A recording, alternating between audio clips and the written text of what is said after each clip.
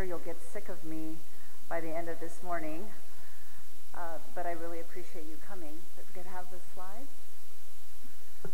So my talk is on emerging therapies in functional GI disorders. En trastornos del tubo digestivo, pero me voy a enfocar en el síndrome de intestino irritable.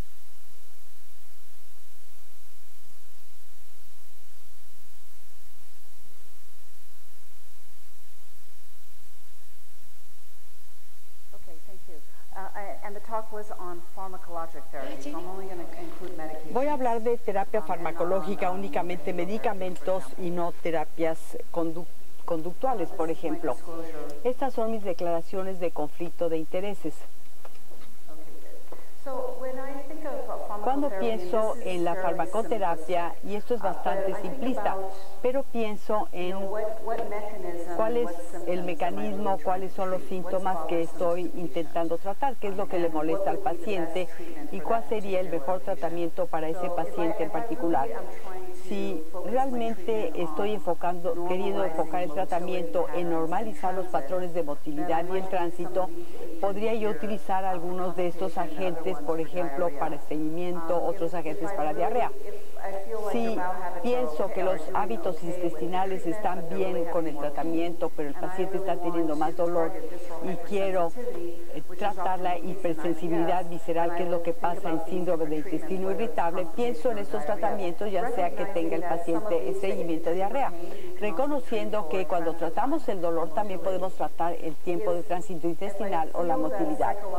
Si pienso que los síntomas psicológicos tienen que ser tratados o pienso que son el principal determinante del paciente para poder afrontar el padecimiento, es lo que determina la amplificación de los síntomas y los hace más severos, pienso más bien en terapias conductuales o en neuromoduladores como SNRIs, inhibidores de la recaptura de serotonina y norepinefrina, inhibidores duales o antidepresivos tricíclicos que creo son más efectivos. No pienso que los ISRS sean tan efectivos para tratar el dolor en síndrome de intestino irritable, pero sirven para ansiedad o depresión, si esto es lo que quiere uno tratar primordialmente. Entonces yo les voy a hablar más de los nuevos tratamientos, algunos ya disponibles, pero para ver si hay datos nuevos. Uno de ellos, por supuesto, es la linaclotida, que es un agonista del guanilato C, que tiene un mecanismo doble, dual, por medio del cual linaclotide actúa en estos receptores GCC y ocasiona incremento en el GMP cíclico y actúa en el primer canal de cloro-CFTR e incrementa la secreción de cloruro. Con la secreción de cloruro hay bicarbonato y agua, se ablandan más las heces, se altera la frecuencia y también puede incrementar la necesidad de pujar. Esto se hace principalmente en estudios en animales. Han encontrado que el linaclotide y también mayor GMP cíclico reduce la excitación de neuronas sensoriales en la pared intestinal. Esto principalmente es en estudios en animales, es donde se ha estudiado y es el mecanismo por el cual piensan que el linaclotide reduce el dolor abdominal y la distensión porque es un síntoma sensorial, no siempre relacionado a estreñimiento. Es esta acción combinada la que lo ha hecho un fármaco ideal para síndrome de intestino irritable con estreñimiento. En los estudios fase 3 hay dos. El principal punto es que pueden mejorar los hábitos intestinales en la primera semana, los primeros días fácilmente, pero para reducir dolor abdominal y distensión lleva más tiempo. El paciente tiene que saber que al reducir el dolor abdominal y la distensión, el efecto máximo se ve en 2 o 3 meses. Tienen que tenerlo más tiempo para que realmente se pueda ver esta mejoría en los síntomas, y eso es importante. Hay una administración o instrucciones nuevas. Yo no sé si esto es algo que hagan formalmente en México, pero se aprobó recientemente en la FDA de los Estados Unidos. Pueden ahora abrir la cápsula de gel y la pueden poner en comida, como en puré de manzana, o lo pueden mezclar en líquidos, en agua. En el caso de que la persona no pueda tomar la píldora o tengan una sonda gástrica, se los puedan alimentar de esta manera. El medicamento son, bueno, los gránulos están en la cápsula de gel. Si lo ponen en agua, se disuelve rápidamente. Los gránulos que quedan hasta abajo, se pueden tragar los gránulos, pero los gránulos no tienen sustancia activa. Si se trata de una dosis más baja, porque la diarrea es el efecto más común, pueden bajar la dosis disolviéndolo y que beba media taza el paciente. Si quieren una dosis de menos de 245 microgramos, así lo pueden hacer. La compañía ahora ha estudiado ya una dosis más baja. Son 245 microgramos, 290 microgramos por día, 30 minutos antes del desayuno. Han estudiado una dosis más baja, 72 microgramos en estreñimiento crónico idiopático, una población en la cual se mostró eficacia. Ya veremos, por lo menos, si en Estados Unidos, quizá a principios del año entrante, si se aprueba esta dosis más baja. Potencialmente es útil para los que tienen estos síntomas, pero que tienen diarrea. Lo pueden hacer ustedes mismos, disolviendo la cápsula y bebiendo la mitad del líquido, o dosificación entre 1,45 y 2,90, o sea que tienen opciones. Hay otro agente que es nuevo también, que se llama plecanatide. Plecanatide funciona igual que cómo funciona la linaclotide, pero hay una diferencia. Son agonistas del guanilato C, pero plecanatide es un ligando natural para el receptor GCC. Linaclotida es un análogo de la toxina E que ocasiona diarrea, que es ligeramente diferente.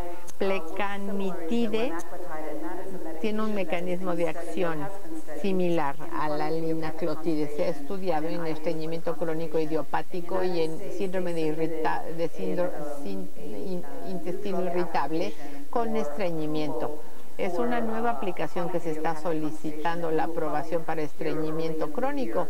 Ya a principios del año entrante vamos a escuchar si lo aprueban, y ya luego será para síndrome de intestino irritable con estreñimiento.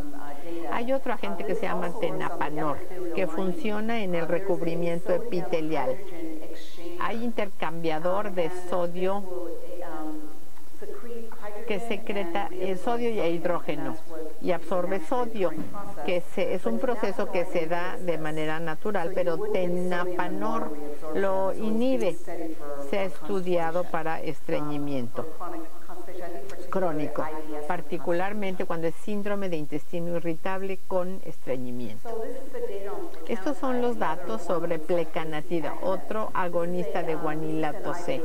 Es síndrome de intestino irritable con estreñimiento. Hay también datos para estreñimiento crónico idiopático, un estudio aleatorizado en 244 pacientes de síndrome de intestino irritable con estreñimiento por 12 semanas. En Estados Unidos se recomienda que todos los estudios de síndrome de intestino irritable se hagan de 8 a 12 semanas. Si se hace menos tiempo, a lo mejor nada más se van a ver fluctuaciones naturales y se trata de ver si funciona el fármaco. Hay compañías que lo están haciendo hasta 26 semanas y siempre con un estudio a un año de seguridad. Hay una dosis de plecanatida diferente y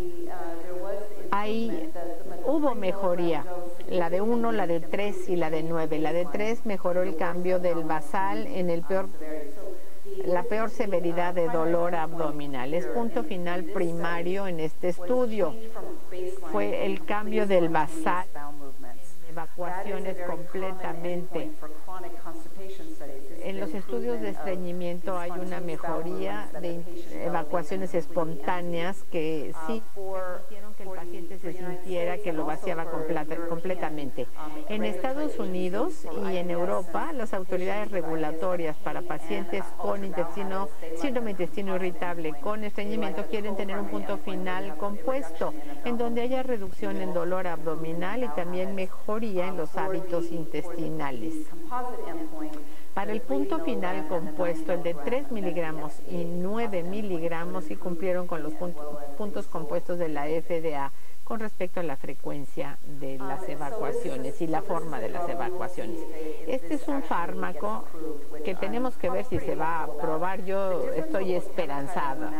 La diferencia con linaclotida y plecanitida, como es un ligando natural, en los estudios han mostrado que hay menos diarrea, puede ocasionar menos diarrea que el linaclotida, aunque no hay comparación cara a cara. Este es el estudio fase 2B sobre tenapanor, el inhibidor de intercambio de sodio e hidrógeno, que se estudió en estreñimiento. El punto final primario fue el incremento de una evacuación completa a la semana comparado con el basal, y un punto final secundario, reducción de dolor abdominal, y el compuesto de reducción del dolor abdominal, además de incremento en evacuaciones completas espontáneas en la misma semana. Generalmente se quiere por lo menos que 50% de las veces se cumpla con estos puntos y se les llamará respondedores. Como ven, los datos son bastante buenos.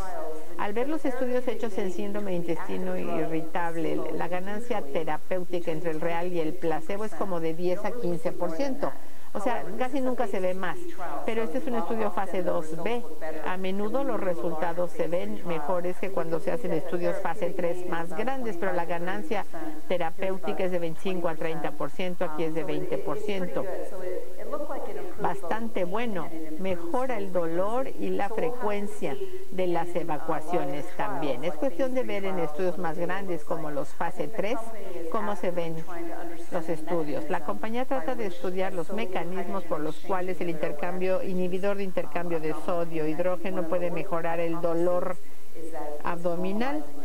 La teoría es que estabiliza la permeabilidad intestinal, pero hay que ver. Y la dosis de tenapanor fue 50 miligramos 2 veces al día.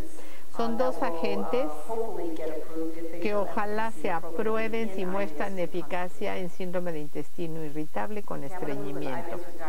Ahora vamos a ver síndrome de intestino irritable con diarrea. Quizá les resulte familiar el tratamiento de estudio con rifaximina.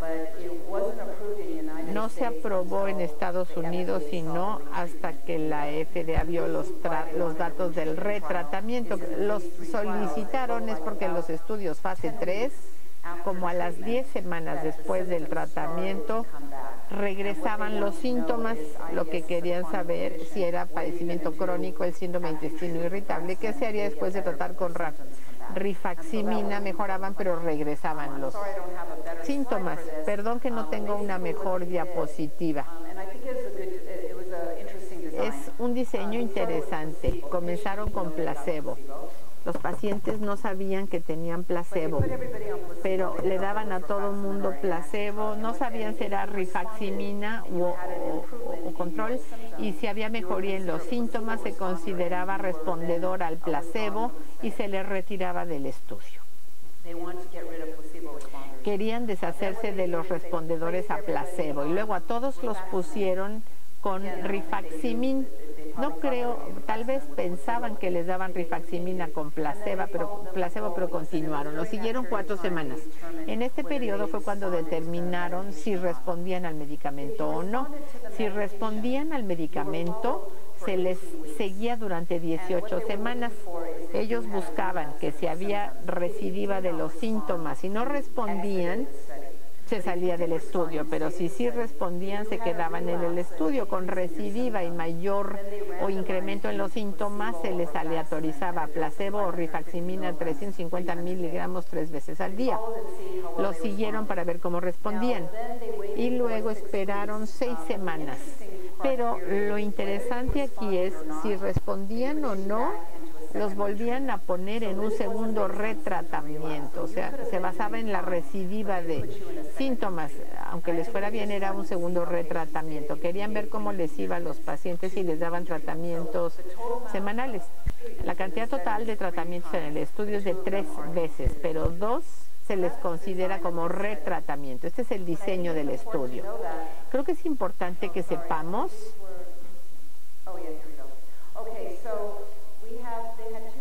hay 2.438 pacientes que terminaron 2 semanas de rifaximina al principio del estudio en la fase abierta. 44% de los que recibieron rifaximina muy al principio del tratamiento respondieron. Lo que es interesante es que 36% de los que respondieron no experimentaron recurrencia de sus síntomas aun cuando los habían seguido durante 18 semanas. Después podían tener síntomas, pero hubo una tercera parte de los pacientes que respondieron que continuaron teniendo la respuesta, no entraron al estudio de retratamiento o al resto. 59% entraron al estudio doble ciego, aleatorizado, controlado de rifaximina contra placebo. Tiempo medio de recurrencia eran 10 semanas. Vieron que al recurrir la gente era a las 10 semanas, es lo que mostraron los datos fase 3. Y luego 328 pacientes aleatorizados a rifaximina y 308 aleatorizados a placebo. Veamos los datos. El respondedor primario fueron las personas, tenían que tener 30% de reducción en su dolor abdominal y también tenían que tener 50% de reducción en los días con evacuaciones diarreicas o acuosas y tenía que ser en los mismos días y por lo menos 30% de esas semanas. 38% respondieron similar a los estudios fase 3 y se ve que para placebo es 31%. O sea, la ganancia terapéutica es pequeña, más pequeña que la de los estudios fase 3, pero estadísticamente significativa. Cuando vieron nada más la respuesta al dolor abdominal, sí vieron que estadísticamente también era significativo. Entonces, esos son datos sobre rifaximin. Hubo un estudio reciente que publicó Tony Lembo y coautores en Gastroenterology que acaba de publicarse. Si requieren más información sobre los puntos finales, ahí lo pueden ver. Otra opción que podemos considerar, porque rifaximina es caro, por lo menos para nosotros, no siempre las compañías de seguros la pagan. Entonces, lo que se usa es ondansetron, seguramente lo conocen, antagonista de 5-FH3. Tiene efectos más robustos en el tubo gástrico superior para náusea y vómito. La misma compañía que desarrolló ondansetron también desarrolló esto para el tubo gástrico inferior, para síndrome de intestino irritable con estreñimiento. Se preguntaban si ondansetron es como remocetrón y otros con diarrea. Hizo un estudio que es de cruzamiento. Hay limitaciones en los estudios con cruzamiento, pero los aleatorizó a ondansetron primero contra placebo. 3 semanas, no es muy largo para un estudio de síndrome de intestino irritable, y luego un periodo de lavado de 2 semanas más o menos, y luego los cruzó al que le habían dado ondansetron primero, luego le dieron la siguiente vez placebo, y vio la consistencia promedio de las evacuaciones en las últimas 2 semanas. Hubo una diferencia significativa en la escala de Bristol, o sea, su principal punto era la consistencia de las evacuaciones. A los que se les dio ondansetron les fue mejor que a los que les dieron placebo. Y cuando les dieron placebo, la siguiente vez no les fue tan bien, pero sí encontró una diferencia en dolor. 4 miligramos una vez al día y podían incrementarlo hasta 8 miligramos 3 veces al día, que ya la dosis es bastante alta. Pero no tuvieron mejoría en el dolor. Yo diría que quizá ondansetron no ayuda al dolor. Es posible que tampoco lo hayan tomado lo suficiente para mejorar el dolor, porque los datos del linaclotide sí muestra que hay que tomarlo por lo menos de 8 a 12 semanas. Para los neuromoduladores más 6 semanas, porque el dolor es un proceso muy complejo, no desaparece muy rápido con medicamentos. Entonces, ondansetron, si está disponible, es una buena opción para síndrome de intestino irritable con diarrea, aunque realmente no haya tanto dolor abdominal.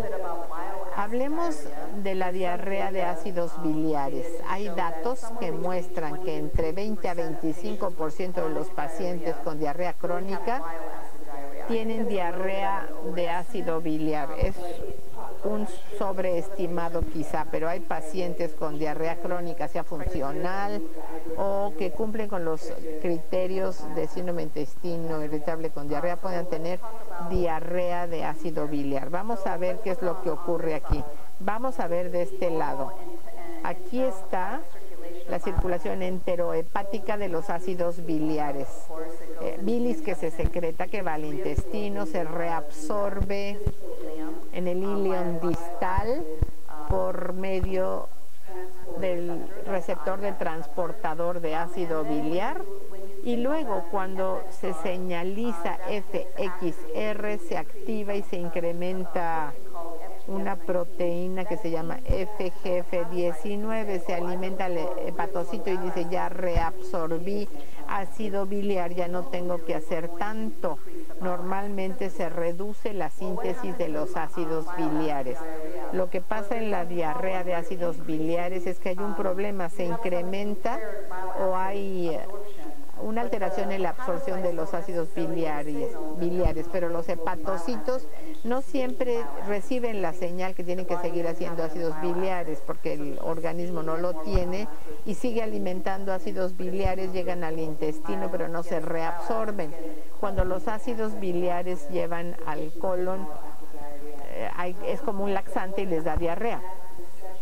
Sobre el receptor inhibidor de los receptores que se había estudiado, no sé exactamente en dónde se encuentran ahora en la etapa de desarrollo, no veo que lo estén avanzando, pero han mostrado tener beneficio en estreñimiento. Pacientes con estreñimiento, si bloquean la absorción de ácidos biliares, se van al colon y actúa como catártico. En pacientes con diarrea, quizá hay que tratarlos como si tuvieran diarrea de ácidos biliares. Ha habido un par de estudios no muy grandes, como este que se hizo en Europa. Tienen ellos una prueba que nosotros no tenemos, yo no sé aquí. Se llama CCAT. Si no se reabsorben los ácidos biliares, se mide esta prueba de CCAT y se busca retención del componente que actúa como ácido biliar. Se puede ver los niveles de C4, los niveles de 4 pueden cambiar si no se reabsorben los ácidos biliares para la prueba.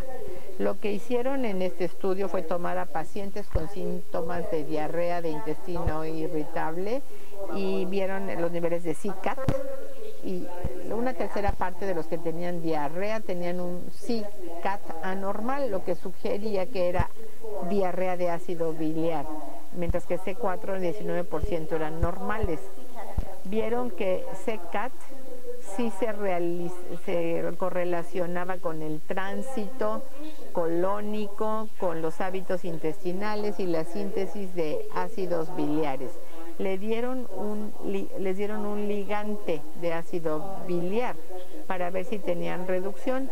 Vieron síndrome de intestino irritable y el puntaje que comúnmente se usa, y vieron que sí, aquí durante 8 semanas sí bajó cuando les dieron un ligante de ácido biliar, un quelante, y vieron de 40 a 50% que respondieron, que son los pacientes con una prueba de CCAT anormal.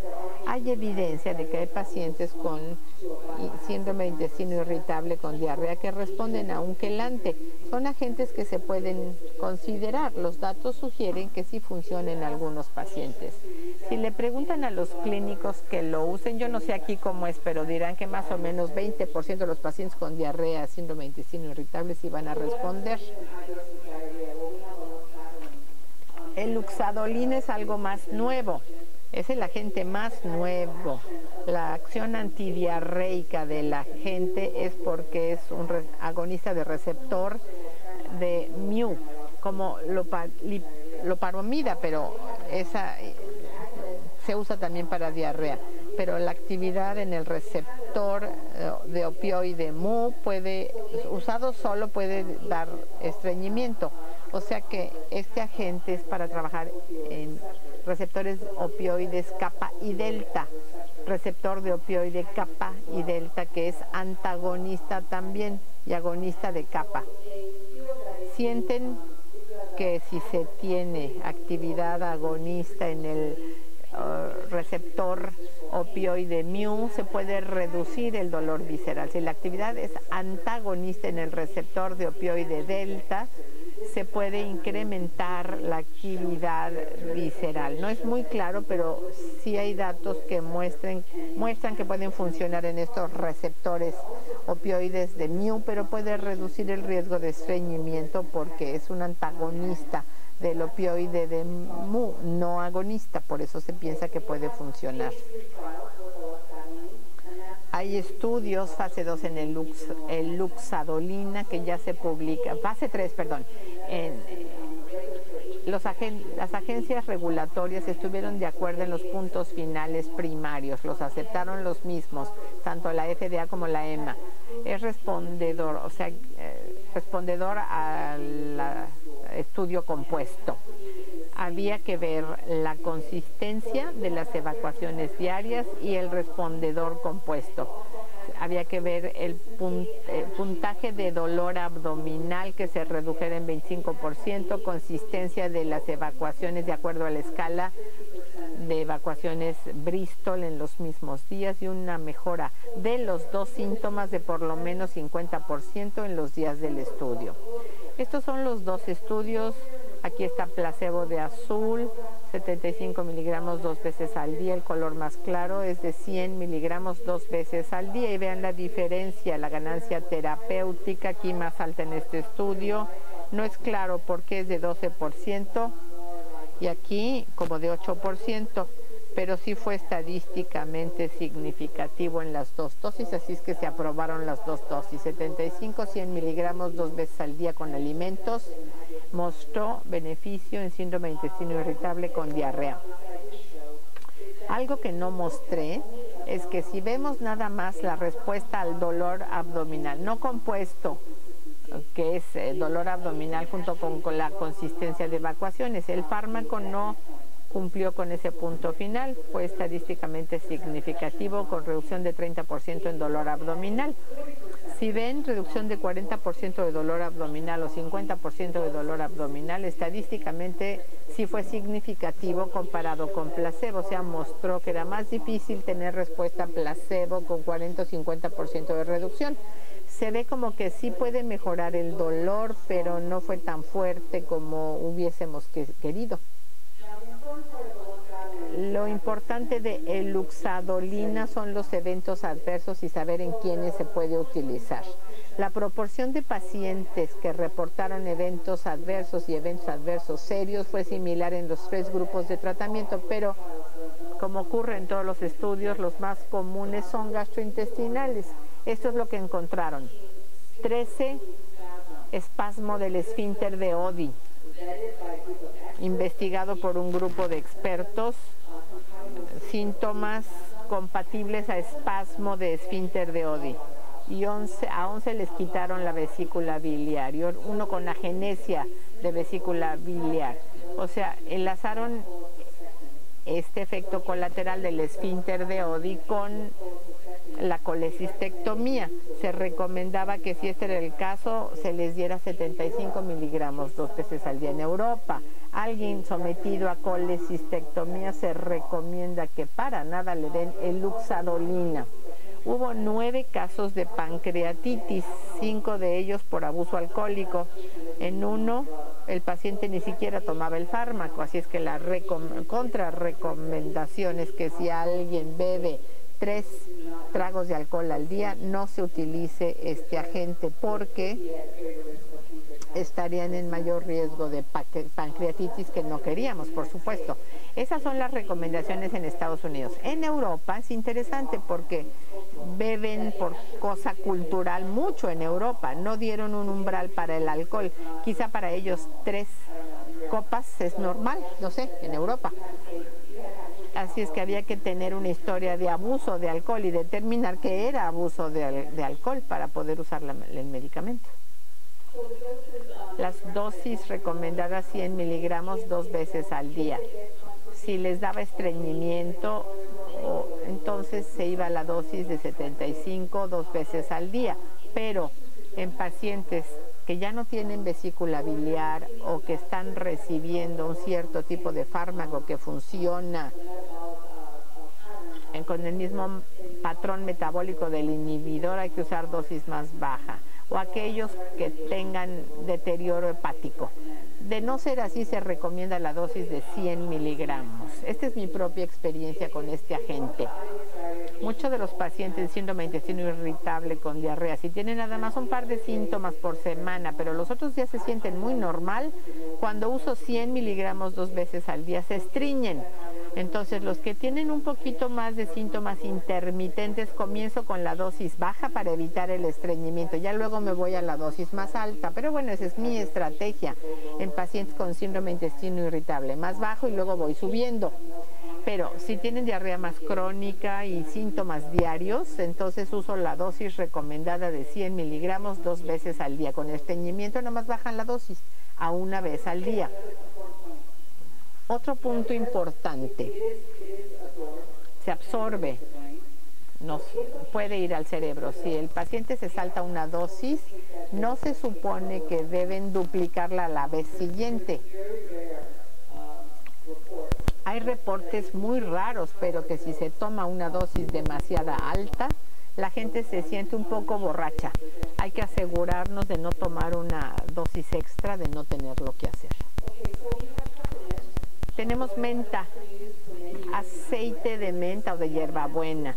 Hay un metaanálisis que muestra que es eficaz en síndrome de intestino irritable. Hubo una compañía que hizo, se llama IV Guard, que es aceite de hierbabuena. Estos granulitos que no se absorben en el estómago, solamente se absorben en el duodeno. Pensaron que así podían evitar la pirosis y el ERGE, porque sabemos que hay pirosis y ERGE, por eso lo hicieron. Hicieron un estudio para ver los datos del puntaje de síntomas total de síndrome de intestino irritable un día y luego a los 20 días, y encontraron que sí era mejor y que reducía el dolor abdominal también. Esto es el placebo y este es el IBGARD o el aceite de hierbabuena o de menta. Antes de los alimentos para contrarrestar los síntomas postprandiales. Se encontró en una encuesta que si lo toman al momento de los síntomas, como según lo vayan necesitando, sí reduce los síntomas. Otra área de moda son los antihistamínicos. Hay datos de G. Bockstein de Bélgica que dicen que la histamina se piensa que activa los receptores de TRPV1 en los neuroaferentes, transmiten el dolor.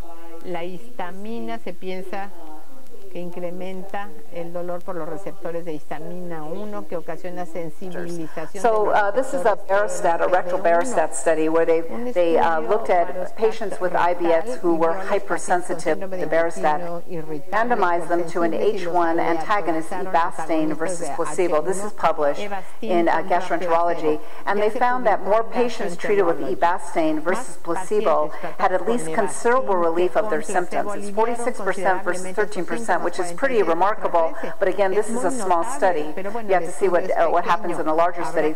And there was a gradual and significant decrease in abdominal pain scores with Ebastine versus placebo, and their quality of life scores were better. So I don't know what... No sé, he intentado Periactin, otros antihistamínicos para ver si ayuda en dolor abdominal. Pues tenemos que verlo, pero los datos son intrigantes para ver por qué la histamina puede ocasionar dolor y cómo al bloquear el receptor de histamina se pueden mejorar los síntomas en síndrome de intestino irritable. Y otra consideración, si se les da dieta baja de histamínicos, si sirviera, no lo sé. Hay que pensar en las causas y factores fisiopatológicos en síndrome de intestino irritable y pensar cuál es el mecanismo alterado aquí y cuál es el mecanismo que tenemos que tener como blanco. Ya para terminar, yo a los pacientes con esto no los veo como un solo mecanismo, sino como una predisposición genética temprano en la vida que pueda llevar a afectaciones psicológicas, ver la adversidad positiva. Cuando veo la historia, veo si hubo adversidad temprano en la vida, síntomas psicológicos, catastrofizar, que ya lo escuchamos antes, ver si es hipersensibilidad, dismotilidad y ver cuáles son los síntomas principales, qué mecanismos creo yo que son anormales, y ese será el tratamiento que usaré para estos pacientes. Conclusiones. Las decisiones de tratamiento se basan en los síntomas de los pacientes, tratamientos previos, el interés, la motivación, su experiencia clínica, lo que creen que funciona, lo que no. Para síndrome de intestino irritable con estreñimiento, fibra de psyllium, lubiprostone de leve a moderado, linaclotida moderado a severo con dolor abdominal, porque el lubiprostone para eso no sirve, PEC para estreñimiento pero no para dolor, con diarrea hay muchas opciones, dieta, antidiarreicos, agentes tricíclicos, antiespasmódicos, rifaximina, eluxadolina, secuestrantes de ácido biliar, ondansetrona, locetrón, y un tratamiento de combinación para predominio de dolor, antiespasmóticos, neuromoduladores, terapia psicológica, y para todos los tipos requerimos también educación, terapia conductual y los nuevos agentes que se han estudiado como plecanatide, tenapanor, etcétera. Gracias por su atención. Excelente presentación. Thank you, Dr. Chan.